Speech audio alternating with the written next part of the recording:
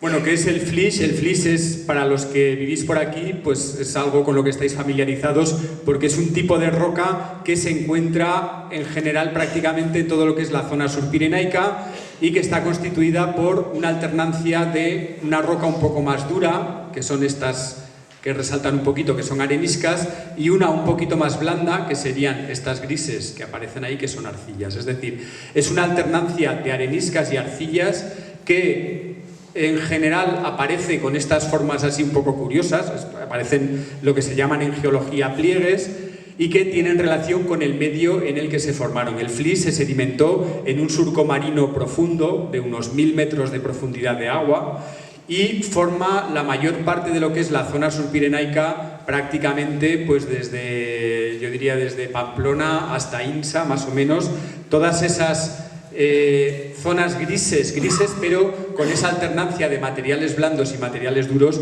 es lo que se conoce como flysch.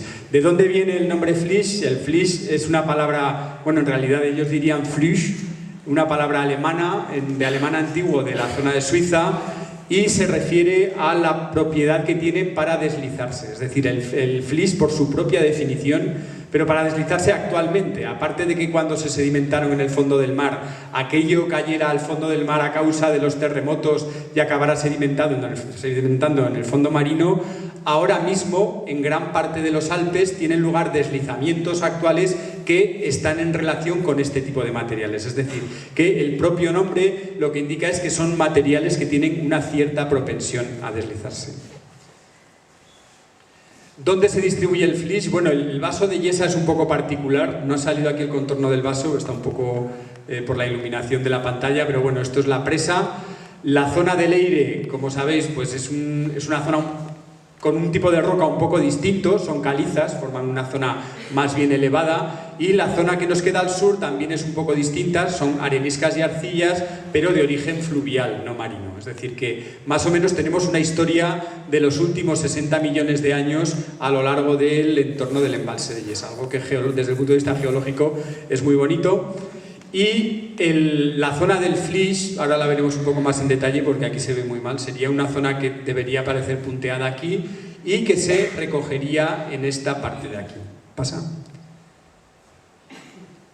La zona del vaso del embalse no forma parte del flysch, sería toda la zona del vaso es esta, y son estas margas grises que son una litología, un tipo de roca un poquito más blando y que es ideal para hacer un vaso de embalse.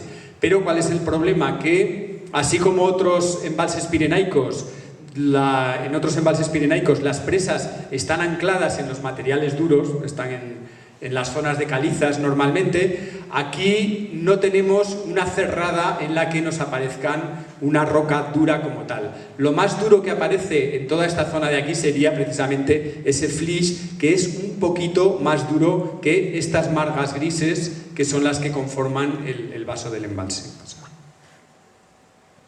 Esto es otro aspecto de las margas. Como veis, pues eso, las margas, nada, es una zona muy blanda que es relativamente impermeable y que por lo tanto pues permite la acumulación en la zona del vaso.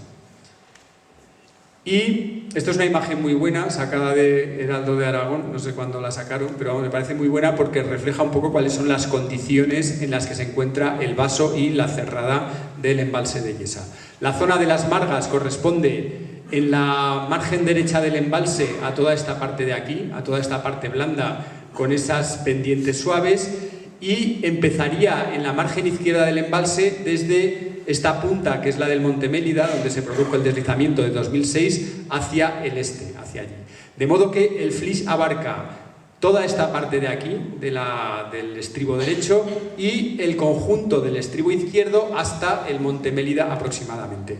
Y uno dice, ¿y por qué hicieron una presa en una zona en la que tenemos rocas que en otros sitios, en general en Europa, se comportan como zonas de deslizamientos? Pues porque no había otra, porque si uno coge lo que es el curso del Aragón, desde Jaca hasta, digamos, hasta Carcastillo, por ejemplo, que es el curso alto, pues no encuentra otro sitio más cerrado que esta zona de aquí donde poder construir la presa. Con lo cual, ante la necesidad de construir el embalse, se fueron al sitio más estrecho, aunque no fuera adecuado, y eso siempre hay que tenerlo en cuenta, aunque no fuera el sitio adecuado para construir un embalse.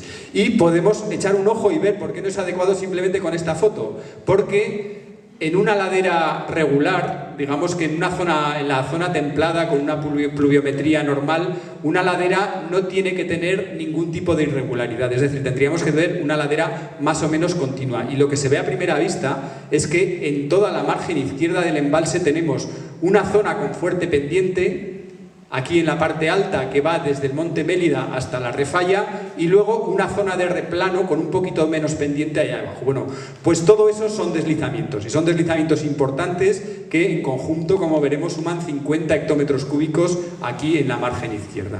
Si multiplicamos por 1.000.000 tendremos en metros cúbicos, y si multiplicamos por 2 tendremos en toneladas lo que supone el peso de esta masa deslizada que tenemos aquí. Y lo que tenemos en la margen derecha, que es la zona esta de aquí, bueno, veis aquí la urbanización, pues es también la zona del flis, es decir, que más o menos lo que abarca el conjunto del afloramiento del flis sería todo esto, se metería por aquí, por el fondo del embalse, y daría la vuelta por aquí. Pasamos. Ya por encima del flis, era por enseñaros una imagen de las rocas que hay por encima, son areniscas y arcillas que tienen también problemas. A nadie se le ocurriría tampoco hacer un embalse en una zona de estas, salvo a la Confederación Hidrográfica del Ebro. El embalse de Viscarros está en materiales de estos con múltiples problemas de deslizamiento, pero aquí estaríamos ya, pues eso, por encima de lo que es el nivel del flis. Pasa. Y bueno, resumiendo, en una imagen tomada de Google Earth podemos ver que el vaso, la parte del vaso del embalse que estaría sobre margas, que corresponde a toda esta zona más o menos plana de aquí, el límite entre las margas que nos quedan al este y el flis que queda al oeste sería esta línea de aquí, y todo esto serían las margas, y toda esta parte de aquí sería lo que se conoce como flis de Yesa, que fue la causa del nacimiento del embalse, y probablemente ese flis de Yesa vaya a ser el némesis o la causa de la muerte de este embalse. Pasa. El flis en afloramiento, obtenido actualmente, se ve algo así. Esta es la margen izquierda del embalse. Y lo que vemos es una cosa muy importante que por lo visto ha pasado desapercibida hasta ahora en todos los estudios que se han hecho, en todos los estudios geológicos encargados por la administración, y es que estos materiales, estos estratos que se ven por aquí, están plegados, es decir, no definen una estructura continua con una inclinación más o menos constante, sino que lo que vemos, por ejemplo, en esta zona de aquí, luego hacia aquí arriba, bueno, no se ve en la foto, pero también está, lo que vemos es que desde el punto de vista tridimensional es como si cogiéramos una hoja de papel y le hiciéramos varios pliegues. Y eso también es es una de las causas fundamentales de todos los problemas que está teniendo ahora mismo el bulonado este de la margen izquierda. Bueno, vamos a entrar ya en el tema que es lo que son las laderas del embalse de Yesa, ¿no? Las características topográficas y geomorfológicas. Geomorfología es la parte de la geología que estudia lo que es el relieve externo.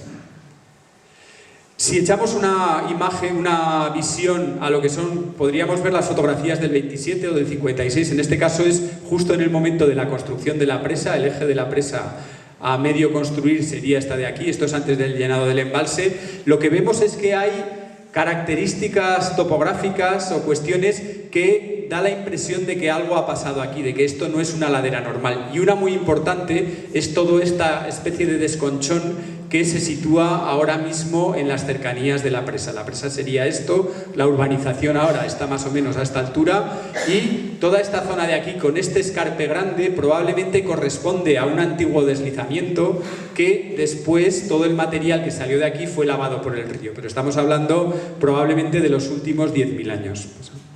Y eso porque la evolución de los ríos pirenaicos ha sido un poco esa, desde la última glaciación, que no fue hace tanto, fue hace 13.000 años, lo que ha ocurrido es que los ríos se han encajado, se han hundido dentro de sus propios cauces, y eso ha generado una inestabilidad en las laderas, pues que ha dado lugar a cosas como esta, ¿no? Esta es la misma cicatriz que veíamos antes, que probablemente corresponda a un antiguo deslizamiento. Ahora que sepamos no está activo, pero el que estaría activo sería el que veremos ahora, que es un poco más tarde, que es el de aquí de la margen derecha. Bueno, no se ve el mapa topográfico, quería que se viera un poco el asunto de las curvas de nivel de las laderas. Entonces, hay dos zonas fundamentales de inestabilidad causadas por la propia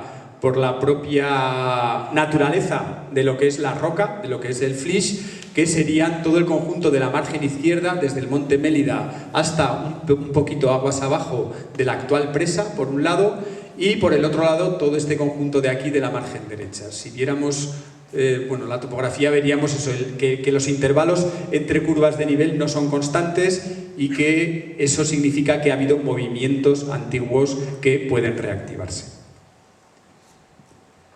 Esto no es ajeno a la administración. Aquí, aunque ponga de la Universidad de Zaragoza, no soy yo, son otros los que hicieron el estudio geomorfológico. Y en ellos, en los estudios de la administración, lo que puede verse es que sí que reconocían la existencia de deslizamientos, claro, porque no tuvieron más remedio también, ¿no? Porque en 2006 se produjo el movimiento de aquí del Monte Mélida, la refalla es, como podemos decir nosotros, un deslizamiento del Ebro, y después todo este conjunto de aquí, lo que llaman deslizamiento intermedio, es ese que veíamos en la foto del Heraldo con ese escarpe tan bien marcado. Y también reconocían la existencia de pequeños, y subrayo lo de pequeños, deslizamientos en la margen derecha, porque la urbanización queda más o menos a esta altura, es decir, muy por debajo de lo que son los reales actualmente, porque eran los que se habían producido históricamente, ¿no?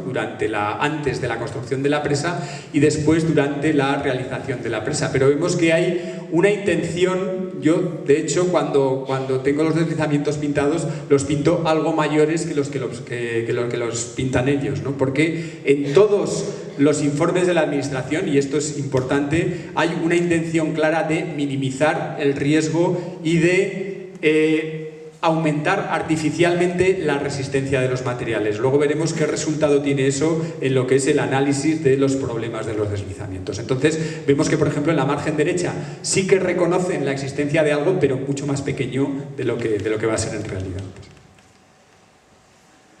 Vamos a referirnos primero a la ladera izquierda porque es la más espectacular en cuestión volumétrica y los dos deslizamientos, digamos, más importantes, que son el de la refalla y el de Monte Mélida.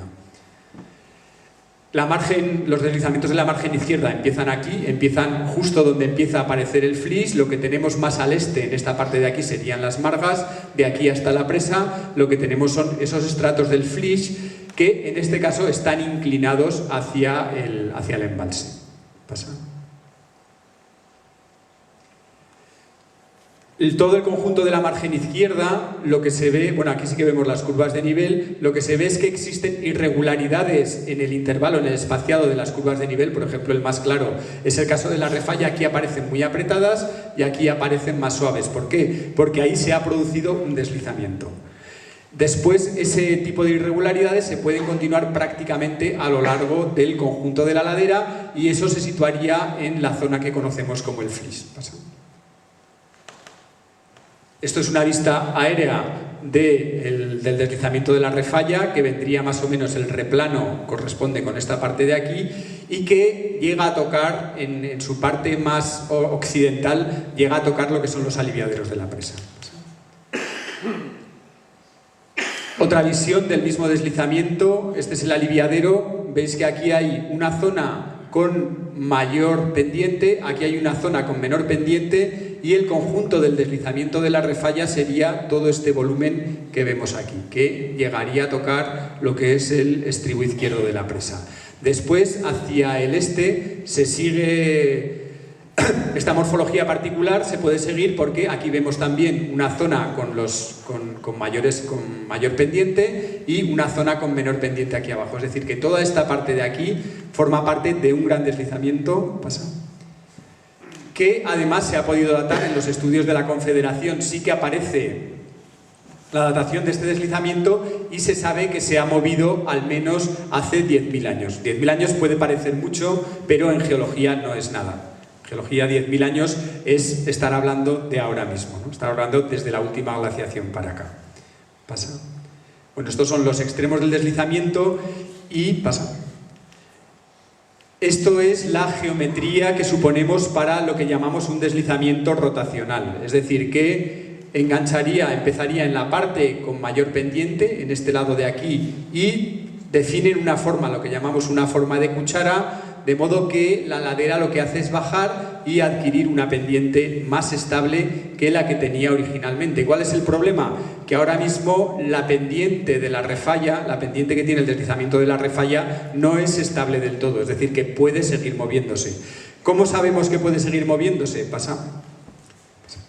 Porque hay una forma de analizar este problema que es, bueno, mediante programas informáticos. Estos son los que utilizaron en el informe del Colegio de Geólogos, es el mismo programa que he utilizado yo en mis análisis, pero veremos que hay que tener mucho cuidado con el tipo de datos que se introducen en este tipo de programas. Ahí, en la jerga geológica, se habla mucho de si metes basura, sacas basura, ¿no? Entonces, en el informe del Colegio de Geólogos lo que hicieron es meter basura para sacar basura, pero con una intención muy clara, y era aumentar este número que, bueno, me imagino que lo veis, es 1,738, que nos aparece aquí arriba. ¿Por qué? Porque ese número es lo que conocemos como factor de seguridad, y eso es lo que nos da, no nos dice si el deslizamiento se va a caer o no, pero nos da una idea del grado de estabilidad en el que se encuentra el deslizamiento. ¿Por qué?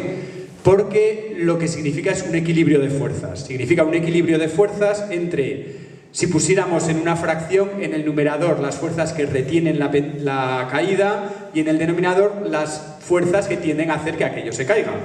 Entonces, cuanto mayor sea ese número, más seguros estaremos. No sabemos si se va a caer o no se va a caer.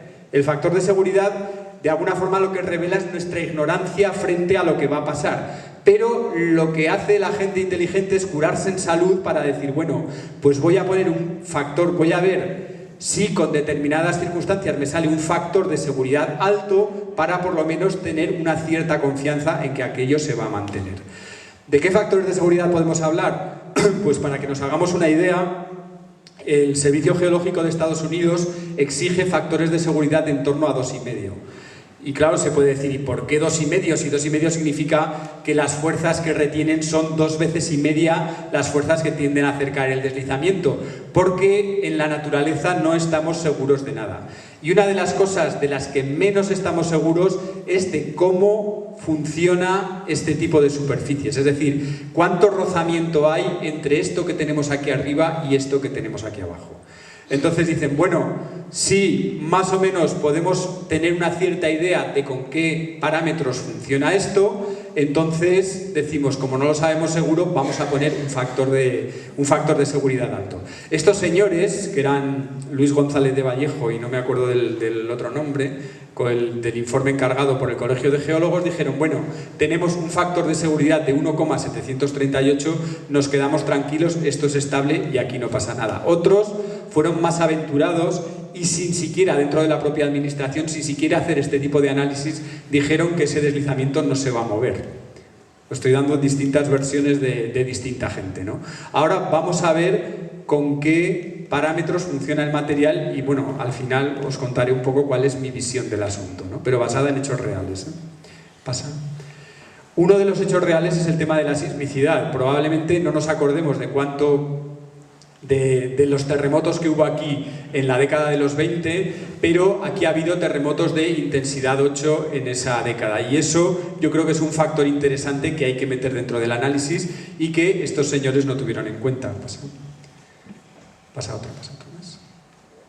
Y si hacemos un análisis teniendo en cuenta esos factores, esto ya lo dijimos ya en un informe que hice con Maite Rico, no sé, hace muchos años, ¿no? Ya no me acuerdo cuánto, en el 99.